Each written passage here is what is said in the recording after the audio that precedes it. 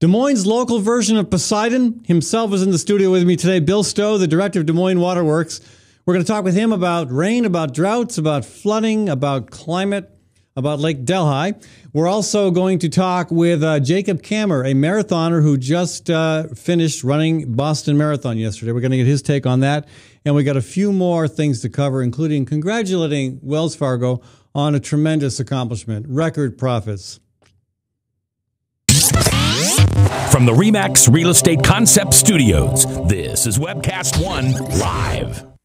The 8th Annual Natural Living Expo is May 18th and 19th at the 4-H building at the Iowa State Fairgrounds. The Natural Living Expo is the place to learn about sustainable practices and healthy lifestyle choices. The expo offers classes and vendors where you'll learn about green building design, sustainable agriculture, urban farming, non-toxic cleaning products, massage, and more. There's no cost to attend, and what you'll come away with is priceless. For more information, visit www.naturallivingexpo.org. That's www.naturallivingexpo.org.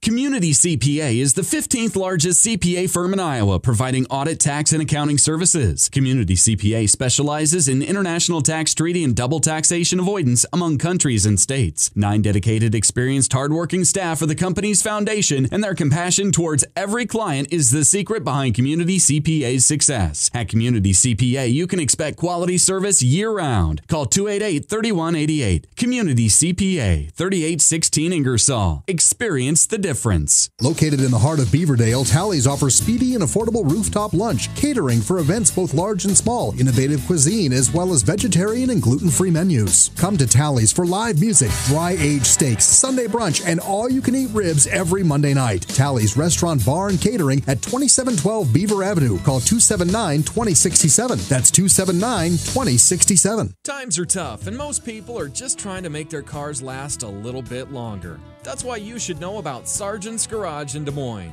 You can trust Sargent's to make the right diagnosis and give you a fair price.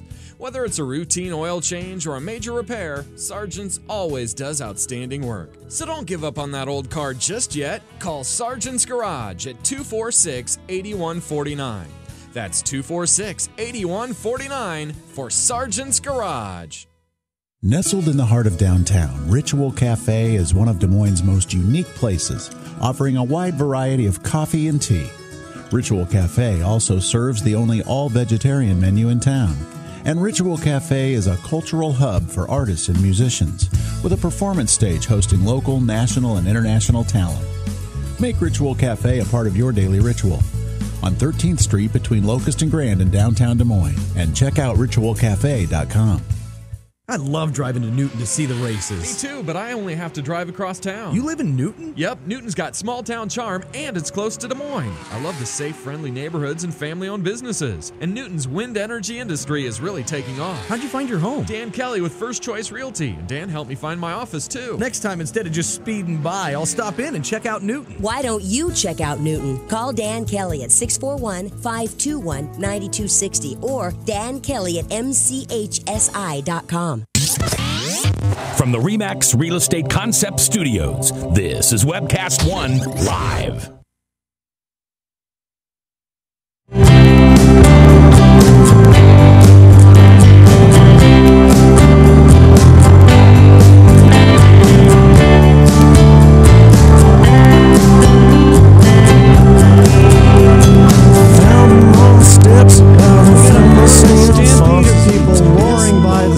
Today in the Skywalk. I guess it must still be too cold for folks to want to spend too much time outside, but here we are broadcasting from the Webcast One Live studio in the Skywalk in downtown Des Moines, aka the cultural and culinary crossroads of the continent.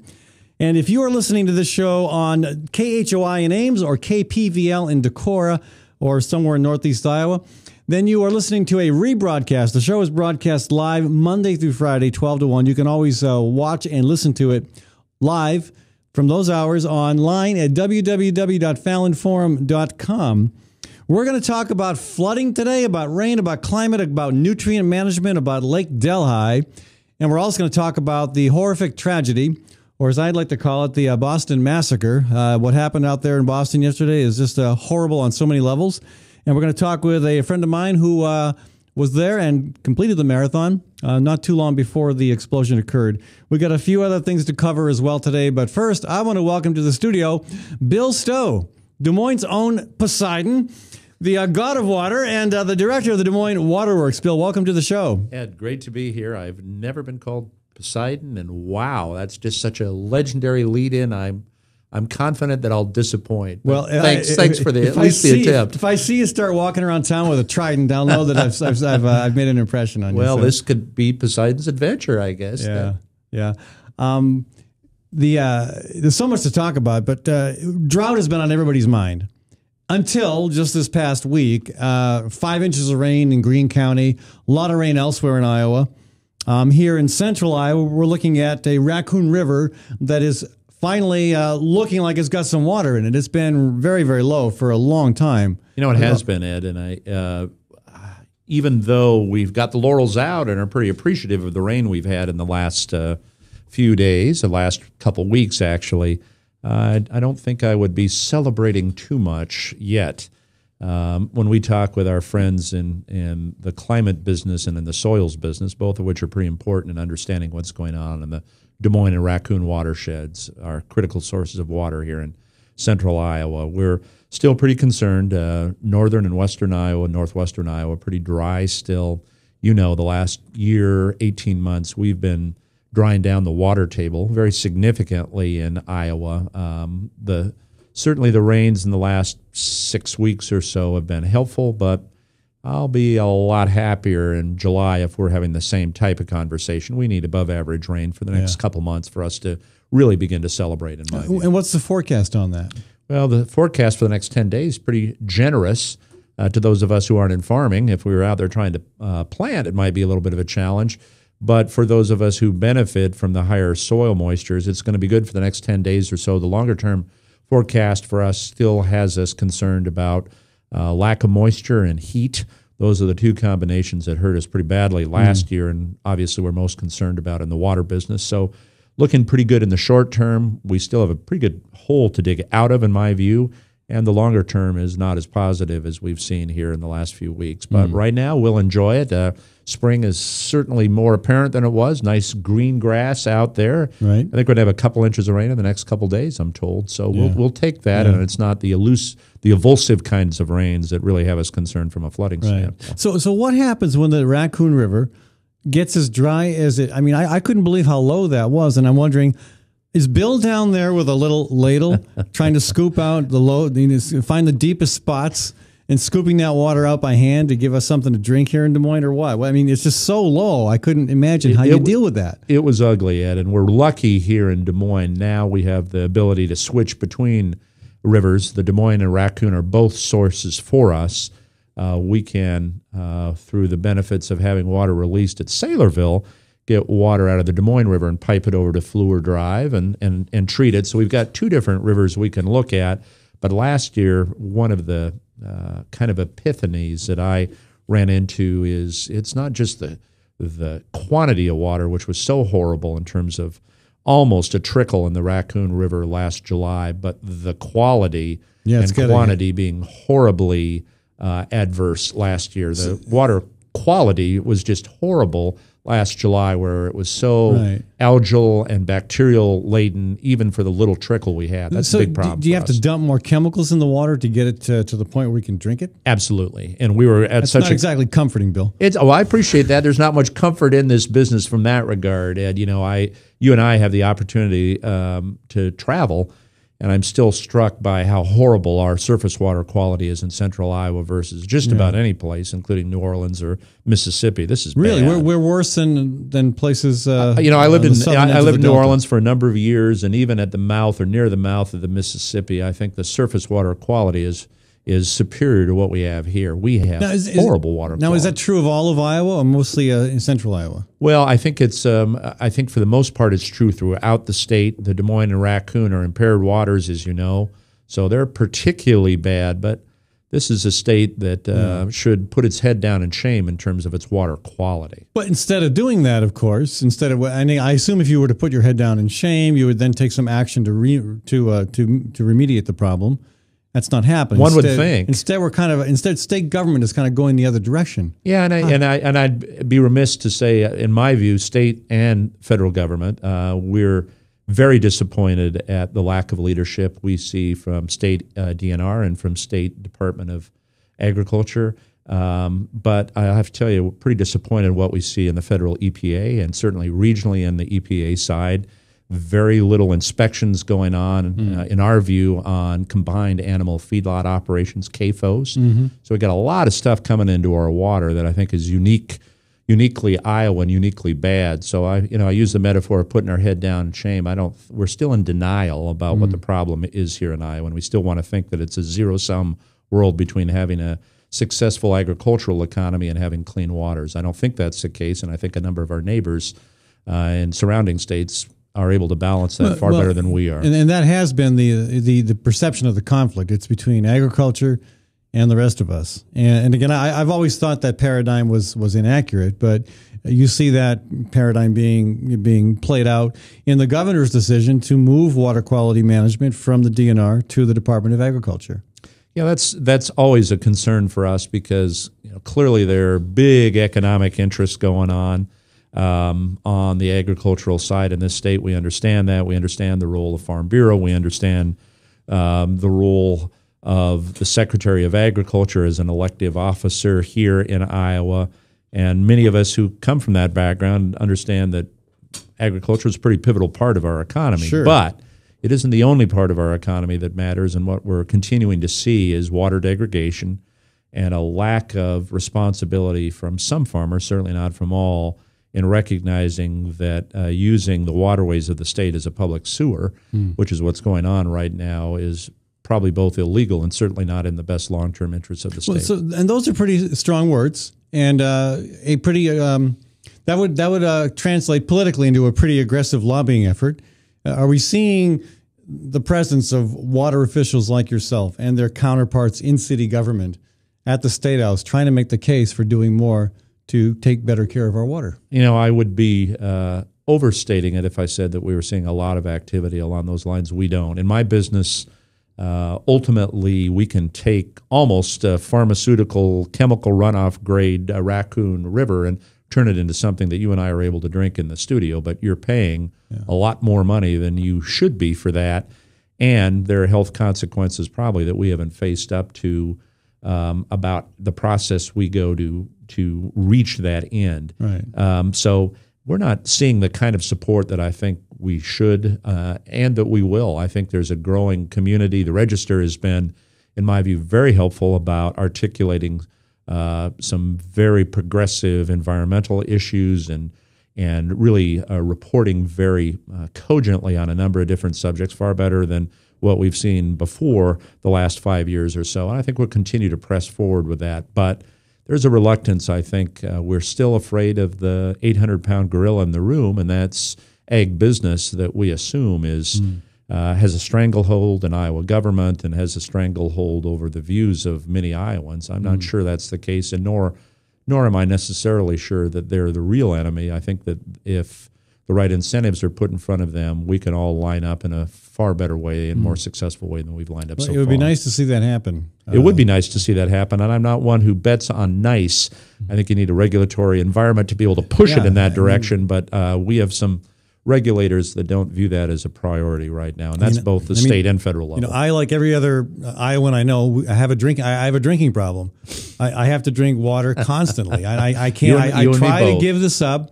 I try to quit. I try to go cold turkey. I try to get into some kind of a 12-step program, but I cannot get beyond having to drink water. So, and we're delighted for that addiction. Incidentally, please keep doing that, Ed, and keep promoting that. All right. But there are consequences from doing that, unfortunately, when the source waters of the state continue to deteriorate in terms of their quality, and that's what we're seeing. Well, speaking of denial, climate change. We're in denial about the horrific condition of Iowa's water quality. We also, not all of us, but certainly a lot of people, have still not grabbed the reality that the climate is changing, that human activity is behind it. And from your point of view, I mean, you're kind of on you're kind of on just one little wing of that whole issue, the water issue. Right. I mean, in your work, you've done this a long time. Can you say with confidence, just from your point of view, regardless of what science is saying, can you see the effects of climate change in what you're doing? Well, there's a huge interaction between climate extremes, and we'll talk about drought and flood and water quality. And if we're unable as a society to come to grips with that and to realize that, forgetting about some of the political issues that may come into play there, I think we're missing a huge opportunity. Right now, as Iowans, our economy, certainly our lifestyle, a lot of the regularity of life that we have seen with more moderate climates is certainly at risk with flooding. 5 years ago, if you would have had me in your studio, I'd be talking about flooding and what's going on in the Des Moines River and the levee systems. And now you and I are talking about drought. There's certainly climate extreme out there that has a significant economic and social effect on all of us as Iowans. It's more pronounced than it used to be. Absolutely. I mean, you and I are from this area. I don't recall swings like this, and the data certainly wouldn't indicate that we would have these kind of swings. Now, in the climate models that most of what you see indicate the upper Midwest is going to be more prone to flooding. Yeah, droughts once in a while, but the biggest concern is the increased, volume and intensity of water. Right. Very hard rainfalls and lots of options for flooding. That's right. And there are infrastructure concerns with that, whether it's street systems or sewer systems or water systems, bridge systems, whatever it may be, transportation systems, rail, whatever it may be. There are huge consequences from doing that. But we're in a period of denial. We want to whistle in the dark and pretend that, first of all, to some folks, it's arguable that there's climate change out there because of man-made intervention. And second, even if you buy into the idea that there are climate extremes, a lot of reluctance to do anything significantly to invest in things like infrastructure. Yeah. Well, we're going to have to get our act together. It just really is just a matter of time before, this piper is going to call a tune that we're all going to have to dance to. Well, and unfortunately what happens is we seem to reach that epiphany in a crisis. And then the solutions become more expensive, the actions become less deliberative, and we have some luck in being able to make it past those crises, but there's no question that being in denial is a luxury that fades away quickly in an emergency. Folks, we don't have phone access today. I'm working on a little technical challenge there, but you can always contact me with your comments, questions, criticism, or glorious praise for Mr. Stowe at fallonforum@gmail.com, fallonforum@gmail.com. And speaking of glorious praise, Michael writes, Bill Stowe rocks. You got one fan out there at least. Thanks, Michael. I didn't know we were related. But. After years of doing the impossible as the head of Des Moines Public Works, I see you're now tackling an even bigger task, water quality in Iowa. I'm so glad to see someone at your level speaking plainly and doing what I call, quote, God's work. Keep it up and watch your back. Thank you, Michael. Do you need to watch your back? Well, in my business, there's always a measure of politics that comes into it. I'm fortunate I work for a great mayor here in Des Moines who appoints the board that I work for. But I think over time, the trend is really changing, our understanding of water quality issues. And in Iowa, we're blessed with great air quality for the most part. There are some spots along the eastern edge of the state that are problematic. We have non-attainment areas in Scott County as an example, but here in Des Moines and Story County and certainly Decorah area in great shape. But we're blessed with some great natural resources that we haven't squandered away yet. Unfortunately, water quality is, again, I think, a real act of shame that we're all unfortunately involved in directly and indirectly. Let me ask you one other water-related issue before we got to go to a break. The Lake Delhi. This is talk about flooding. Lake Delhi, the dam was just blown away when the Maquoketa River, I believe it was the Maquoketa, was it the Wapsie? I think you're right. Maquoketa River. Right. I think it was Maquoketa. Just swelled beyond any expectation. Took the dam out, took the lake away with it, and now folks want to rebuild that dam. And the controversy is who gets to pay for that. And I've always believed, well, it's a private lake. You get to put your private money into paying for that dam. If that's what you want, go ahead, pay for it. Build that dam. But why should the taxpayers be on the hook to pay for it? And yet that seems to be what's moving through the Iowa House. What are your thoughts on that? Ed, I agree very much with the way you framed the issue. We've got recreational use of water, private dollars, wholly implicated until there's a failure, and then we step in are being asked to step in as taxpayers to support that. I'm very much concerned that with a shortage of resources in a state that still doesn't have enough inspectors, doesn't have enough water quality initiatives, that we're putting money into what really benefits private landowners. So I have great concern about where that's headed, not just from a dollars and cents standpoint, but in terms of priorities, where we go past public priorities and now are subsidizing private priorities. That's a problem, in my view. Yeah, well, it's apparently Chuck Gibb agrees with us too. I mean, Chuck Gibb and I served together. We were usually on different sides of the issue, but he's now the head of the DNR. He seems to concur. It's not clear, like a lot of issues, it's not clear where Governor Branstad stands on this. But to me, it seems like there's a lot of money involved in the community at Lake Delhi. And again, it's very pinpointed in where we're putting resources. We've got a far larger issue across the state. I think Director Gipp has raised some great questions about what does that mean in terms of ongoing responsibility and easements for any state involvement. I think he's asking the right questions. I commend him for doing that. But at the end of the day, we're really a misallocation of resources, I think, to have state money in Lake Delhi. All right. Well, we'll see what happens with that. Terrific. Yeah, Bill, I thank you so much for joining us. I do want to call your attention to the Great March for Climate Action. If they do run you out of town, if they take that trident that Poseidon wields as he wanders around, commanding the waters of central Iowa, and they decide to come after you, you can flee with me next February.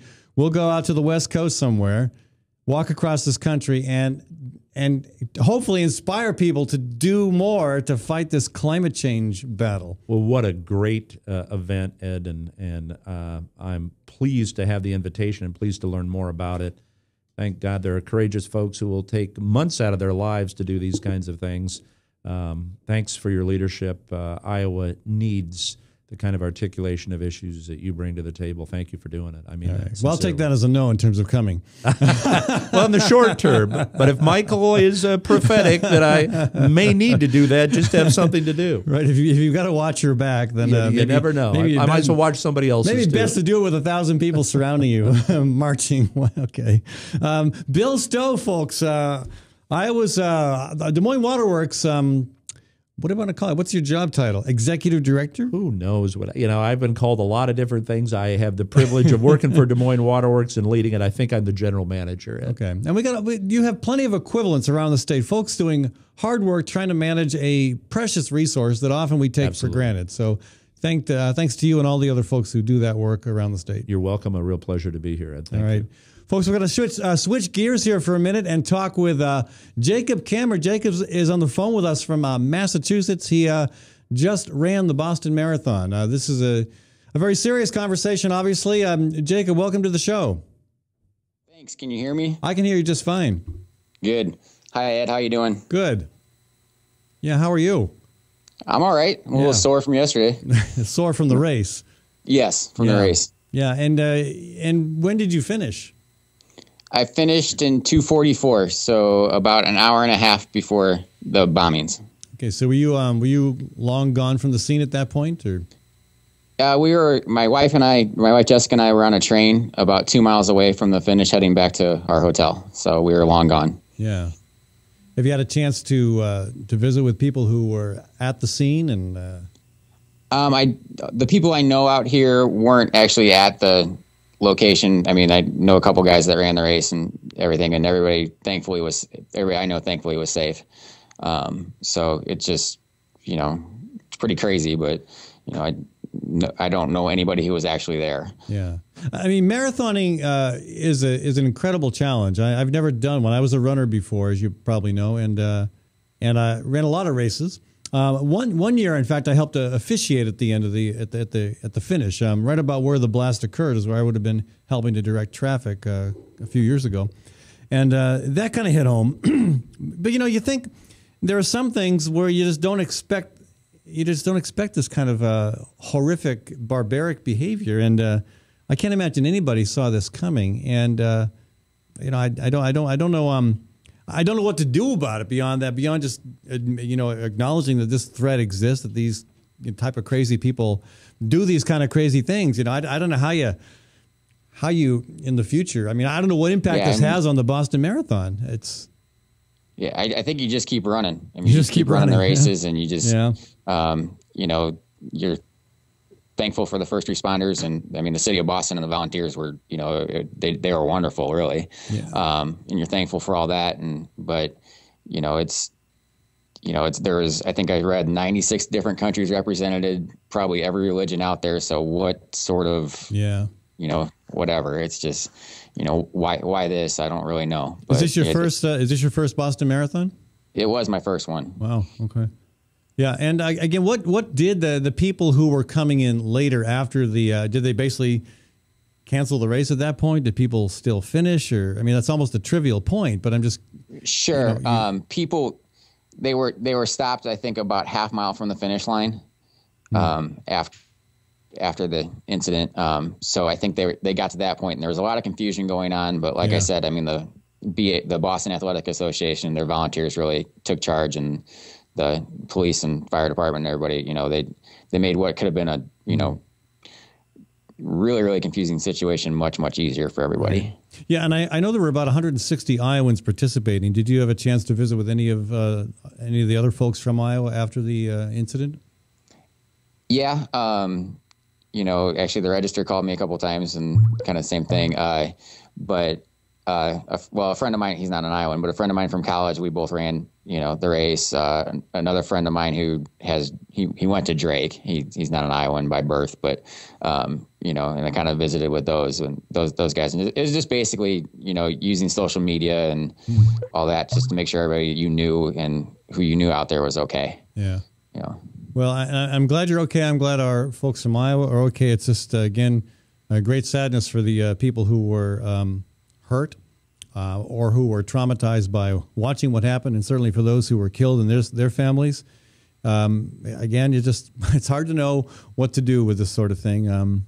It's there's, like I said, there's not a lot of response except run it next year and just I mean they're just don't the worst thing to do would be to cancel something like this. Correct. I can't imagine that's going to happen. We're too stubborn of a people to let that happen. Yes. Yeah. Okay. Well, there's more angles on this too, but that's I just thought it would be nice to kind of healing for us back here at home to hear from somebody who has actually been a part of the race and to been closer to what actually happened. So Jacob, I really want to thank you for taking the time to join us. Yeah, for sure. Safe travels. Yeah. And best luck with see you around Des Moines, I'm sure. Okay, and best luck with your next marathon. Thank you. All right. Thanks so much. Jacob Kammer, one of the 160 Iowans who participated in yesterday's Boston Marathon. Again, terrible tragedy, the Boston Massacre, as I'm calling it in my own mind. And again, that's, I was a runner myself for many years. I never did a marathon. I never wanted to do a marathon. I was happy to be a half miler. But the, being at the finish line years ago was a powerful experience. And I was there a couple times, once working, once helping to direct runner traffic. You got folks coming in fast, and you've got to put them into one chute or another chute, and it moves pretty quick. And to just imagine this happening, this what happened this year happening while I was there, it's disturbing. Anytime you're at a place where a tragedy ends up occurring, even after you've left, even after several years, it bothers one. So again, plenty more to noodle on with this whole tragedy. Again, we'll have more to talk about, of course, as we move forward and learn more about who did it and why, and hopefully we will learn about that. But in the meantime, stay tuned, folks. We'll be back for more conversations shortly on the Fallon Forum. I do want to thank the Iowa chapter of the Sierra Club and Iowa Physicians for Social Responsibility. I also want to thank Gateway Market and Cafe at 20th and Woodland in the Sherman Hill neighborhood.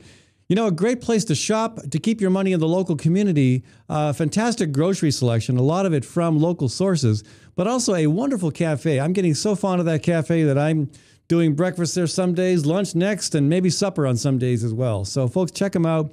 Thank them for supporting the alternative to radical right-wing radio. That's Gateway Marketing Cafe at 20th and Woodland. I'll be back in a minute.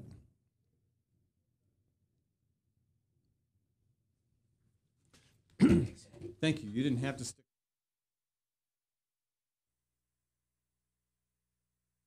Drug and alcohol addiction slowly steals a person's identity, tearing away pieces of their life little by little until one day it seems like the hope of a happy future is gone and there's no chance of getting it back.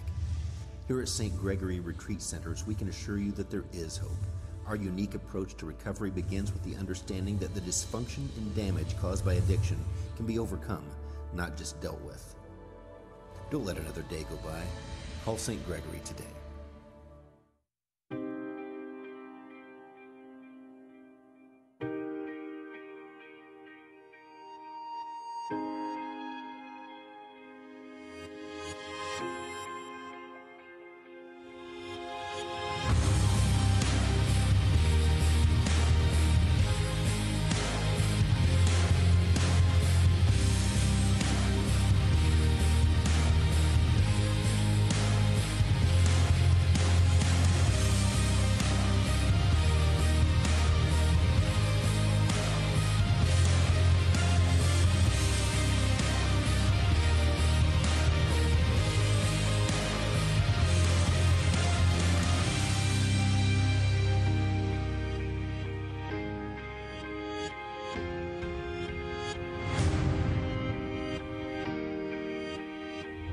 The dawn of a new era begins.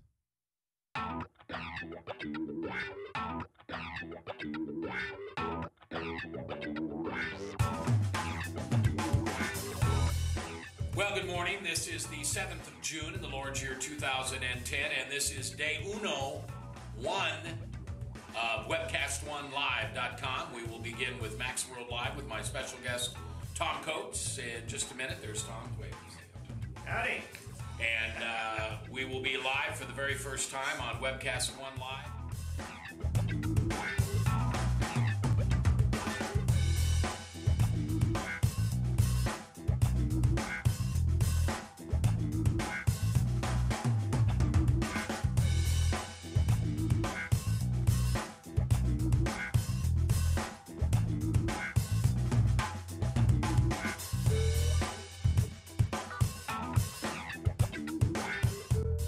Someday we're going to look back on this and say, gosh, remember that old day in history? Wonder where Walter Cronkite was. He must have been around hanging there too. But actually, it's the beginning of Webcast One Live. And thank you for listening. Thanks, Rob Spearman, and everybody who's put together this project together. And we're ready to go live now. So thanks for listening to MaxWorldLive.com.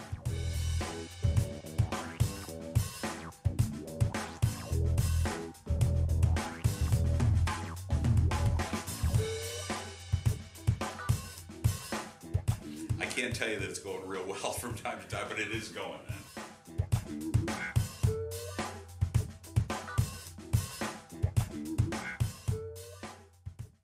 Ed Fallon here, folks. Gateway Market and Cafe is your locally owned source for specialty groceries. Enjoy chef-crafted, prepared foods, artisan baked goods, organic produce, specialty cheeses, and hand-selected wines and craft beer. Visit the lively cafe for breakfast, lunch, or dinner 7 days a week. Gateway Market is centrally located on the corner of Martin Luther King Jr. Parkway and Woodland Ave. Stop by or visit www.gatewaymarket.com for more details. That's Gateway Market, folks. Good food, great community. I'm a burrito. I'm a fighting burrito, full of fresh ingredients prepared before your very eyes. I don't have eyes. I have over 28 options and 268 million combinations, including Rizzo for vegetarians. I can take my meat off and call myself vegetarian. Put that back on. The Fighting Burrito is locally owned. I'm owned by some big corporation somewhere. Say, you want to go on a date? No thanks. I'm seeing a quesadilla. The Fighting Burrito online, fightingburrito.com. Join the fight. This is Dr. Holding, the Story County Veterinary Clinic. For 15 years, we have been spaying and neutering feral cat groups at affordable prices. Wild cats destroy game birds and songbirds. A single female cat can produce over 4,000 kittens in 7 years. The shelters are full, so unwanted kittens will be put to sleep. Your cats will stay home and stay healthy. Call us for all your dog and cat needs at the Story County Veterinary Clinic between Ames and Nevada on Highway 30, 1 mile east of Interstate 35, 515-232-8766. Local farms, global flavor. That's the secret to Hawk's growing popularity. The best meals begin with the best ingredients, and 90% of Hawk's ingredients come from local farms. In addition to seasonal fruits and vegetables, Hawk features grass-fed beef and lamb and pasture-raised chicken and duck, all raised without hormones, steroids, or cages. The coffee is fair trade, locally roasted, and Hawk's House liquors come from right here in Iowa. Hawk's owners go the extra mile, composting organic waste and recycling. For more information or to make reservations, visit hawktable.com. That's HOQ table.com. With warm weather finally here, it's time to think about upgrading the efficiency of your furnace and air conditioner. Leonard Tinker Heating and Cooling has provided honest, competent service for over 20 years. Whether it's your home or business, for repair work or to install a more energy-efficient furnace or air conditioner, call Leonard Tinker at 263-0422. That's 263-0422. For honest, competent heating and cooling service, call Leonard Tinker at 263-0422. The 8th Annual Natural Living Expo is May 18th and 19th at the 4-H building at the Iowa State Fairgrounds. The Natural Living Expo is the place to learn about sustainable practices and healthy lifestyle choices. The expo offers classes and vendors where you'll learn about green building design, sustainable agriculture, urban farming, non-toxic cleaning products, massage, and more. There's no cost to attend, and what you'll come away with is priceless. For more information, visit www.naturallivingexpo.org. That's www.naturallivingexpo.org. From the RE/MAX Real Estate Concept Studios, this is Webcast One Live.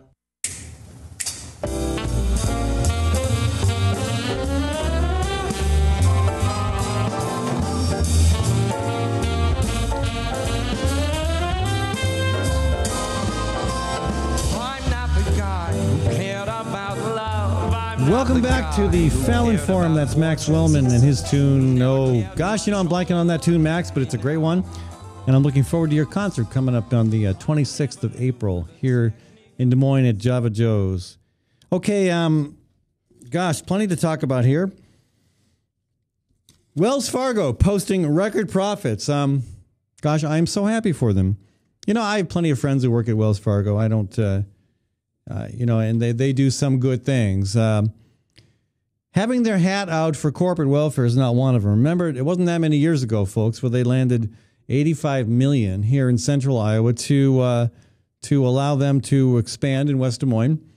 And again, the argument was, well, they need the money to do this and to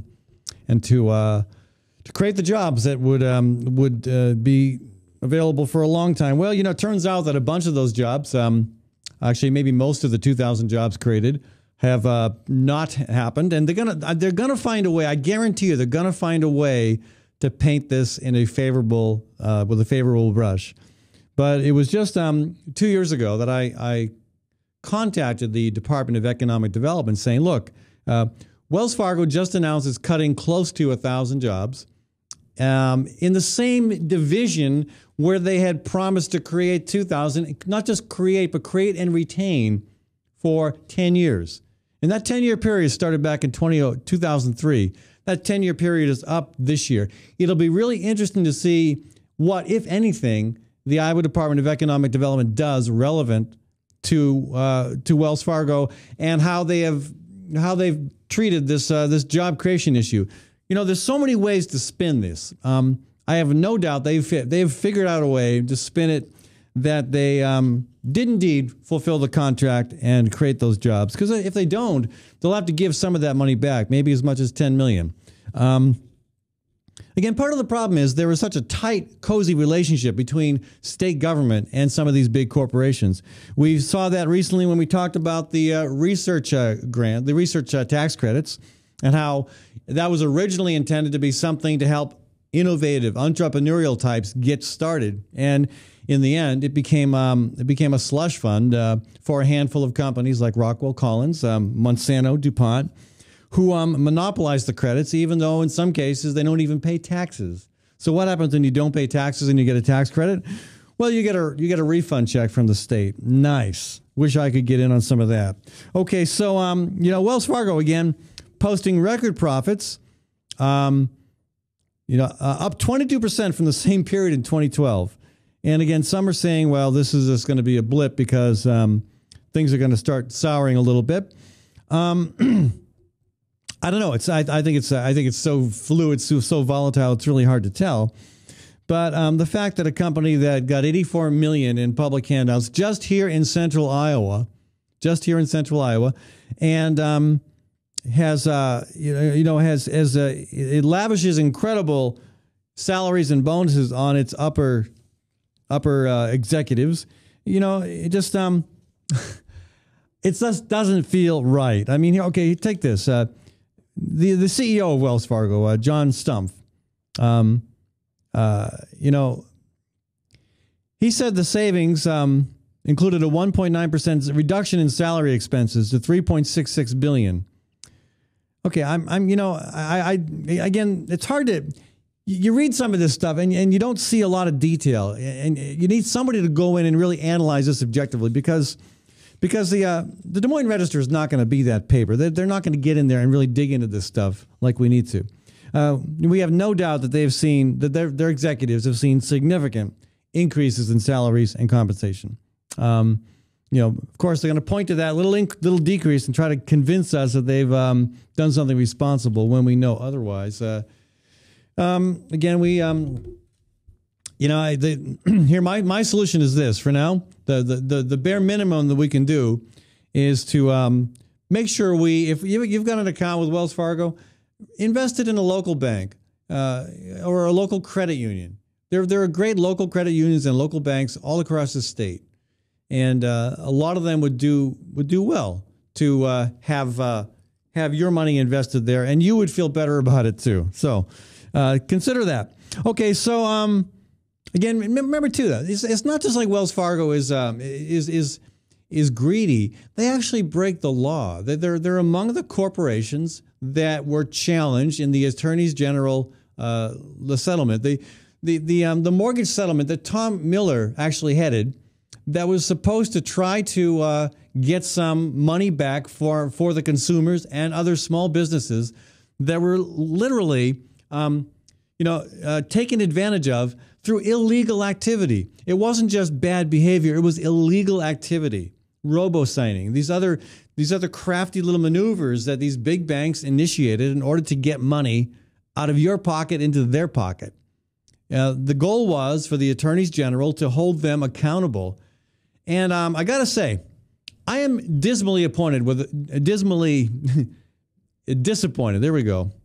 With our own Attorney General, Tom Miller. He, because of his close relationship to Barack Obama, he was appointed to head that group. And a lot of folks who were looking at this thought that there should be a settlement somewhere in the range of $750 billion, close to $1 trillion. Now, that's a heck of a lot of money. A lot of people would have seen a lot of relief if you had a settlement in that range. Now, in the end, they settled for about $20 billion, which again, I mean, $20 billion seems like a lot of money. It is a lot of money. But when the actual criminal activity amounted to $750 billion in money, wrongfully taken from people, yeah, it's a slap on the wrist. And again, Iowa got a chunk of that. I think Iowa got, I want to say $40 million. I can't quite remember now the value. I want to say $40 million. And a lot of that went to the Attorney General's office for managing the distribution of the funds to the people who actually were affected. Some of it went to a hotline that folks were able to call and get advice. And again, I don't know how. Maybe that went well for people. I've not heard from anybody who says, hey, I called that hotline, and gosh, I'm sure glad that a bunch of money went to that because that sure worked for me. I haven't heard anybody say that. I do know this. I've tried 10 or 12 times to get somebody from the Attorney General's office, whether Tom Miller himself or Patrick Madigan or Jeff Greenwood or somebody else who is actively involved with implementing the settlement, to come on this program, or at least to talk with me, to give me some kind of a statement as to how this is really working out for the average person. And I cannot get boo from their office. I got a couple responses from Patrick Madigan, basically saying, I'll talk with you later. That never happened. And I even pursued later and nothing. I even ran into Tom Miller the other day, downtown Des Moines, just last week. And he said, we'll get right on it. My producer has tried to contact him. No luck there either. So, I can say that I used to be a supporter of Tom Miller, and that's where we're going to leave it now, because I just can't support a politician who refuses to make it clear why they take certain actions and to respond to constituent questions, concerns, whether they be from a member of the media or just an average person. You have an obligation as an elected official to respond. If you choose not to, then I choose not to support you. And that's just out there for every politician. If you're one of these types who feel you're above responding, and I got to tell you, I actually get more, I get a better response from Republicans than Democrats, and I don't know what's going on there, but Democrats, that does not bode well for you. That is not a good idea. Now, I will say this. I at least got a response the other day from I'm changing subjects now, but I'm a talk show host. I'm able to do that. My producer, actually, Maddie, who also recruits some conversations for this show, got a response from State Representative Kurt Hansen. We were pleased that he had come out with some strong criticism of the KKK activity in his county, in one of his counties. He represents Southeast Iowa. And there was some pretty awful stuff going on there with the KKK. Of course, people remember this. The guy from Missouri who left the recruitment materials at people's mailboxes. Horrible stuff. It's good to talk about that. It's good to point out why that's wrong and why these folks need to be challenged, why racism is wrong, why the Klan is wrong. Just as it's important, it's part of it's therapeutic too. You have to do that because when something strikes you as reprehensible, there is a process you have to go through that involves talking about it. Whether it's a crazy leaving KKK messages under mailboxes in rural Van Buren County, or whether it's some crazy in Boston, Massachusetts, igniting 2 bombs. You need to talk about that. We as a society need to talk about that. We expect our public officials to weigh in on it. So I was pleased when Representative Kurt Hansen rose to speak on the floor of the House, and I was pleased to see him quoted in the Des Moines Register. Maddie wrote to him asking him to dialogue further with our audience about the incident. And I thought this would be a no-brainer. I mean, gosh, what legislator wouldn't like to come on a show like this and decry racism and talk about? You can't lose with that. That's not like a controversial thing, I invite people on the show who disagree with me, and some of them come on the show. This would have been an easy one. But Representative Hansen writes, thank you for the invitation, Maddie. My concern is that we have a very, very small group of people, perhaps even just 1 or 2 individuals, seeking to gain publicity and recruit members to a group that has a long history of hate and intolerance. I appreciate you reaching out to me, but I think I have to respectfully decline, as I feel I would aid these people by emboldening them and granting them more publicity, which is what I think they seek. I don't get that. Again, you've already spoken out on the floor of the House. You've already spoken to the Des Moines Register. I don't know where else you've spoken to about this. So it seems like a double standard. Maybe you've had a change of heart. Maybe you wish you hadn't spoken on the floor of the House. Maybe you wish you hadn't answered the reporters' questions when somebody with the Des Moines Register approached you. Maybe you just don't like me. I don't know. I don't get it. I don't get why there is suddenly a change in how you see the role of a public official in terms of answering questions and dialoguing about important issues. Again, we don't embolden these KKK crazies by talking about them. We call them out of the shadows. We challenge them. We say, hey, what you're doing is wrong, and we get people to think about why it's wrong. Okay, the possibility that because you spoke on the floor of the House, because you were recorded in the Register, and if you had come on the show, the possibility that maybe some crazy listening, reading, or following the legislature would have said, hey, I'm going to join that group because these guys have emboldened me to take that step forward. And there's a possibility of that happening, but you got to take that chance. Because it's much more important to speak hatred, to speak against hatred, to challenge ignorance, to challenge injustice, to call a spade, and to say, hey, this is wrong. I don't get it. I will say this, Representative Hansen, at least you have the decency to respond. I mean, I'm hearing from more and more people who can't even get a response from a public official on an issue that's important to them. I don't get that. And again, I'm fed up with a bunch of my former colleagues who don't even seem to have the ability anymore to return a phone call or respond to an email message. If folks do that, then you should plan on not being elected next time. I mean, I think in the strongest possible terms, I would say that while issues are very, very important, responsiveness is at least as important. Again, and then maybe that's one reason why Steve King gets elected, because he's responsive. Again, I would never ever vote for Steve King. I would never, that's not something I would do. And I'm not in his district, so I don't get to make that call. But being with me on the issues is one thing, but actually caring enough to call or respond to a question, yeah. And again, this isn't just me. I'm hearing this from a lot of people. A lot of folks are very disappointed in some of our elected leadership at their inability to dialogue, to respond. That should change. That's not acceptable. And I hope that people continue to pressure folks to pressure elected officials to be more responsive. Again, back to our Attorney General. This rosy deal for the big banks, Wells Fargo, Bank of America, Chase. You could have done a lot better. And originally, it seemed as if that was going to happen. In fact, I'm not the only one to have a falling out with the Attorney General over this.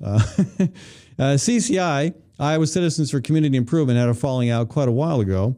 They originally were on the same page. They met with Miller. Miller actually promised that the plan was to put some of these big bank crooks, and yeah, let's call it like it is. These are crooks. When you break the law, you're a crook. Again, his plan, what he stated at a public meeting, was to put some of them in jail. Of course, that never happened. It probably never will happen. We do have a case where a couple local developers here in the Des Moines metro, well, one of them was in the paper this week, John Klein, serving 30 months for fraud charges. So I guess if you're a little bankster, you can, or in this case a realtor, you can get involved. You can get some time. It's the big guys who seem to get away with nothing. The other interesting case regarding mortgage scams. This is a very clever one. Where these four people, this couple, used this law from the 1880s to basically falsify a mortgage. That it's a law from 1888. A law that requires both spouses to sign a mortgage. Now, one of the two parties involved listed his marital status as single in order to deceive a lender into giving him a mortgage without obtaining his wife's signature, thus making the mortgage void. Okay, and allowing him to keep the house. I mean, never paying anything on it, keeping the house. This couple apparently tried this a second time. Maybe folks remember this. I think this might have made it statewide. There was news about this a couple of years ago. Well, apparently they used their position inside the industry in one case as a loan originator to fake information on loan applications. In this case, this gal did it for herself and for others who otherwise would not have qualified for the loans. Another one of these four people used her position as an apprentice appraiser to inflate the values of homes, including her own, to help herself and others qualify for mortgage loans. Well, I got to give them this. Very, very clever. Brilliant, in fact, except for the problem that it was really, really illegal. I mean, again, the original, using that 1888 law, that apparently was not illegal.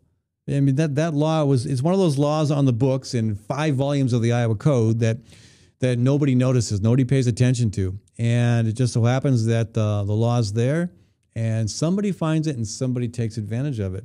So that probably wasn't criminal right there, but certainly a whole bunch of other things relevant to this were criminal. Okay, so let me switch gears to politics a little bit here, folks. Interesting stuff happening in the 3rd Congressional District. Stacey Apple had been rumored to be interested in running. She is the former state senator who was not just beaten, but trounced by Republican State Representative Kent Sorensen. That wasn't even close. That was a surprise. And usually when you get trounced in an election, you don't come back and announce your campaign for a different office, a higher office. So I was actually surprised to hear her name thrown about.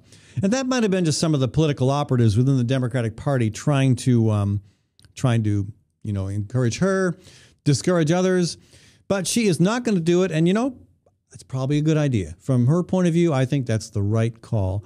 That does leave, there is one candidate in the 3rd Congressional Democratic primary, and that's former labor leader, or, labor. I mean, I know labor. He's been very active in the labor movement. He worked at Firestone, Gabriel de la Cerda. He's a 34-year-old guy, was with the Steelworkers Union, worked at, again, Firestone for a long time. I like what he has to say.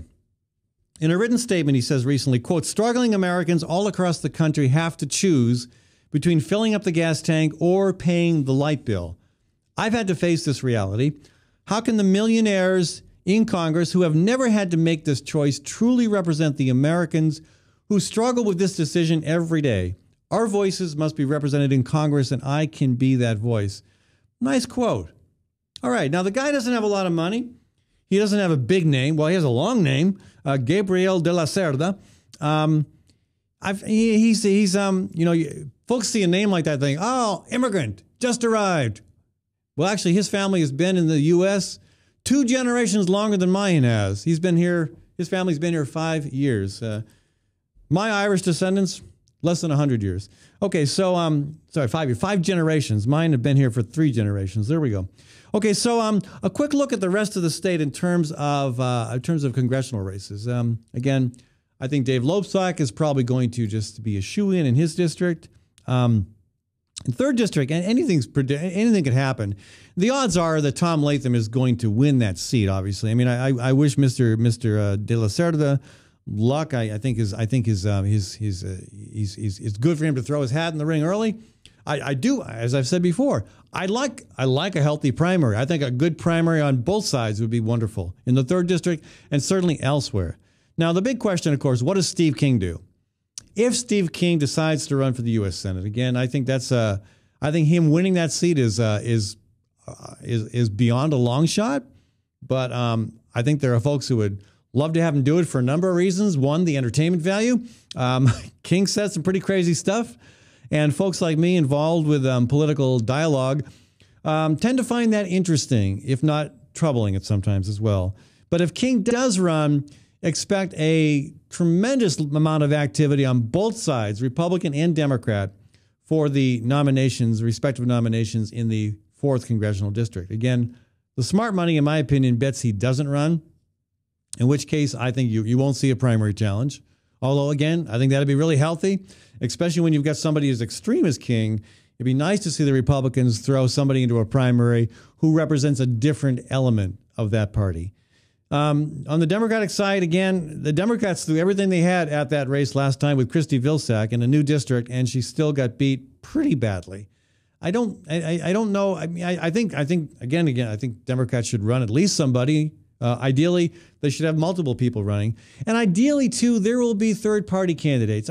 Third-party candidates do this political system a service. And I hope they continue to try to put their name on the line to do a better job at grassroots organizing instead of just jumping in at the last minute. Do a lot of groundwork. Get your name out there. Get your party's goals out there. Those things are good for democracy. Okay, up in the 1st district. Again, that's going to be the interesting one because Bruce Braley absolutely running for Congress, running for the U.S. Senate, and probably not going to have a Democratic opponent, although, again, I hope there is an opponent. I like Braley well enough, but I think an opponent would be a good thing, again, for democracy. Let's have a debate on some of the things that you won't hear discussed unless there's a primary. Again, clearly there will be a primary for his seat, both on the Democratic side and the Republican side. And again, the more people who jump in, the better. Right now, from what I can see of the field likely lining up on the Democratic side, Democrats could do well to field a more progressive candidate who would, I think, improve the dialogue in that race. That should happen. That could happen. There's plenty of time. Maybe it will happen. So, again, an overview of what happens. Again, I think, I don't know who the Republicans are going to throw at Braley in the U.S. Senate seat. And again, I'm hoping that I do hope Braley has an opponent, but right now he's the only candidate running. I say that I hope he has an opponent, not because I'm endorsing anybody or against him. I just think primaries are healthy for democracy. I hope everybody gets an opponent. I hope Branstad, if he runs again, has at least one opponent in the Republican primary. Again, good stuff for democracy. But again, the smart money on that Senate seat is that Senate seat remains in the Democratic column because Braley is probably going to be a stronger candidate than anybody the Republicans might throw into it. And that's one reason. I mean, the reason Republicans are waiting is, yeah, they want to see what Steve King does. But beyond that, they know that's going to be a tough seat to win, a tough seat to move into the Republican tally. So again, all interesting, some of it important, and definitely worth paying a little more attention to. So again, I want to thank Jacob Cameron for joining us earlier. Jacob, again, at the Boston Marathon, that had to be a very difficult experience to come through that and think, wow, what just happened? And I'm glad that all 160 Iowans who were there are safe. Thoughts and prayers and concerns go out to the families who have loved ones who were injured or killed, or those simply traumatized by being near the scene of the tragedy. And again, tragedy is the wrong word. My producer, Maddie, and I were trying to come up with the right word to describe this. And I maybe this is a little flip, but I just call it the Boston Massacre. You know, I got into an argument on Facebook with somebody, and just a very brief argument, about the use of the word terror. I called this, right after I heard about it, I called it an act of terror. And they said I was jumping to conclusions. And I say, well, I'm only jumping to conclusions if it was not an accident. If for some reason 2 massive explosions occurred at the finish of the Boston Marathon accidentally, then yes, the word terror is inappropriate. But any other circumstance, any intent, any pre-orchestrated plan to cause this to happen, it is an act of terror, whether it is initiated by one of our own, an American citizen, or by somebody outside this country who wants to do people harm. It is an act of terror. And again, I, like everyone else, hope that we get to the bottom of it. I hope also, as we're doing that, we have a broader conversation about terrorism, about why it happens so often, about why people in other parts of the world seem to want to direct so much hatred and anger toward us.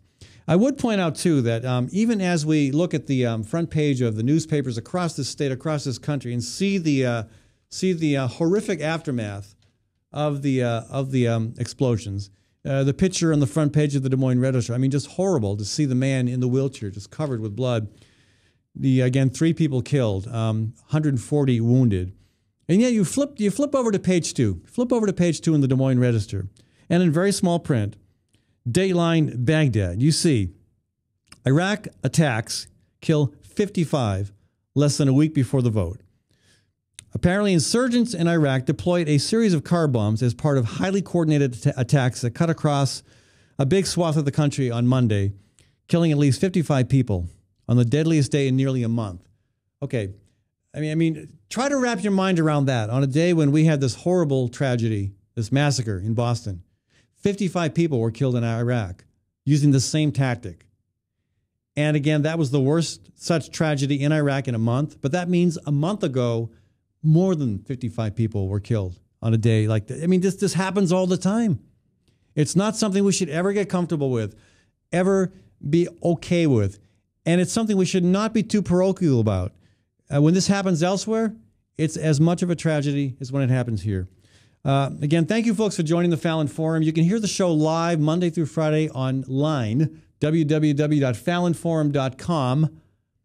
And you can also hear podcasts of the show after the fact, and you can hear the show the day after its live broadcast on KHOI 89.1 in Ames at 4 p.m. and KPVL up in Northeast Iowa, 89.1 as well, at 7 p.m. on Wednesdays. Thank you. And I do want to take a second to thank Community CPA and Associates for sponsoring this segment of our show. Community CPA is at 3816 Ingersoll Ave. Yingsa will do your taxes, folks. I know tax day is beyond us, but it's not too early to start thinking about getting somebody in line who can help you with the next round. And of course, if you've like me and had to file an extension, well, you'll keep working with Yingsa. Give her a shout at 288-3188, 288-3188. That's 288-3188. And I do also want to thank Story County Veterinary Clinic for sponsoring this segment of our show. Story County Veterinary Clinic is on Highway 30, just east of Ames, between Ames and Nevada.